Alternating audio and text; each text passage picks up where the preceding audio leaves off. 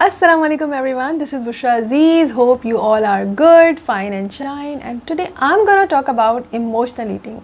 So most of the time जब हम weight loss की बात कर रहे होते हैं या फिर हम अपने body tone up या अपनी eating habits की बात करते हैं तो हम कहते हैं कि हमें ये खाना बिल्कुल stop कर देना चाहिए या हमें खूब exercise करनी चाहिए, but we never talk about that why we are eating too much. इस वाई को हमें जानना ज़रूरी है in order to get in shape. By the way, so root cause की आज हम बात करेंगे जो कि नॉर्मली कोई इतना बात नहीं करता है. It is called emotional eating. तो इसके बारे में आज हम बात करेंगे. Stay tune with me. So I think usually हमारे कल्चर में तो ये है कि चाहे गम हो जाए चाहे खुशी हो जाए तो हम सबसे पहले खाना कहते हैं कि अगर अपसेट है तो चलो आइसक्रीम खाते हैं और मूड अच्छा करते हैं. ठीक है, इट्स गुड, बट अगर आपके साथ ये बार बार हो रहा है कि जब जब आप अपसेट फील कर रहे हैं तो ऐसा तो नहीं है. कभी कभी होता है ना कि आपका पेट भरा है फिर भी यू आर जस्ट ईटिंग, कभी स्नैक्स, कभी चिप्स, कभी कुछ. सो अगर ये वाली सिचुएशन है आपके साथ तो you need to think about it.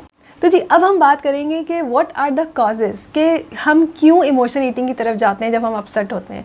सो ये कुछ भी हो सकता है. It could be anything. आपका वर्क प्लेस स्ट्रेस हो सकता है, आपके रिलेशनशिप का ना चलना, उसकी वजह से, स्ट्रेस की वजह से आप इमोशनल ईटिंग की तरफ जा सकते हैं.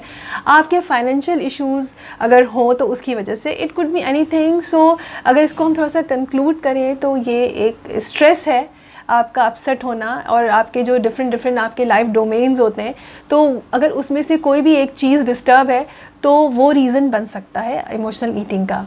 But why food, why we choose food when we get upset. तो इसका रीज़न ये है कि जब भी हम कोई नेगेटिव इमोशन फील करते हैं तो वो जो इमोशंस होते हैं, नेगेटिविटी, हमें एम्प्टीनेस की फीलिंग्स जो है वो क्रिएट होती है हमारे अंदर.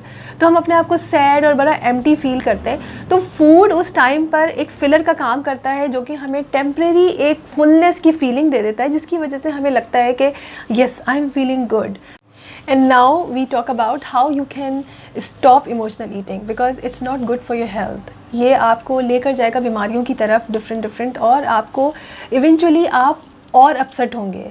लेट्स से कि अगर आप अपसेट हैं किसी भी वजह से, what ever the reason is, और अगर आप कुछ भी खा रहे हैं और आपको लग रहा है कि यार ठीक है अभी थोड़ी देर के लिए मैं भूल गया हूँ या भूल गई हूँ, उसके बाद बिलीव मी वो और आपको वर्स्ट सिचुएशन में लेके जाएगा, वो आप और अपसेट होंगे.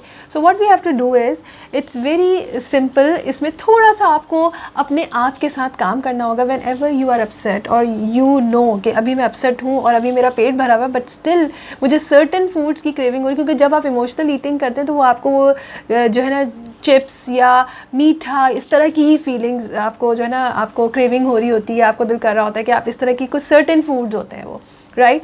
तो जब भी ऐसा हो और आप इस चीज़ की तरफ जाएं तो सबसे पहला स्टेप, अगर आपने नोटिस कर लिया कि आई एम अपसेट और आई एम फीलिंग दिस वे और दैट वे, तो ये सबसे बड़ी आपकी नंबर 1 स्टेप ये कि आपकी जीत है कि आपने नोटिस करना शुरू कर दिया. जब हम लोगों को ये बोलते हैं कि आप पॉजिटिव सोचें, नेगेटिव ना सोचें, तो इट्स समथिंग, लोगों को लगता है कि अगर मैं नेगेटिव अभी फील कर रही हूँ या कर रहा हूँ तो मैं कैसे पॉजिटिव सोच सकता हूँ, which is very true, yes.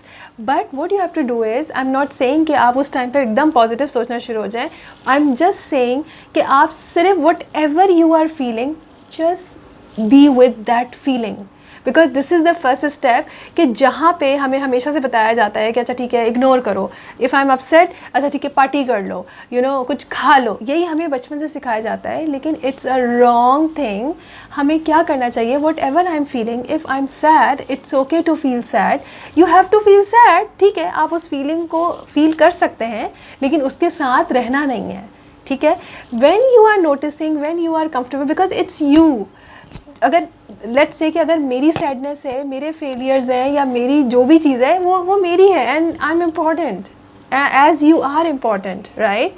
So you have to notice कि आप क्या फील कर रहे हैं और उसके बाद ग्रेजुअली अपने आप को काम करें और स्ट्रेस किस तरह से रिलीज़ करना है उसकी तरफ आप देखें. तो ये इस तरह से आप अपने आप को काम कर सकते हैं, अपने स्ट्रेस को ख़त्म कर सकते हैं. और अगर आपको ये वीडियो अच्छा लगा है तो प्लीज़ मुझे कमेंट करके ज़रूर बताइएगा, क्योंकि मैं फिर आपको आगे और बताऊंगी कि आप अपना स्ट्रेस कैसे कम कर सकते हैं, आप इसको प्रॉपर तरीके से ओवरकम कैसे कर सकते हैं. अपना बहुत सारा ख्याल रखिएगा. अल्लाह हाफ़िज़.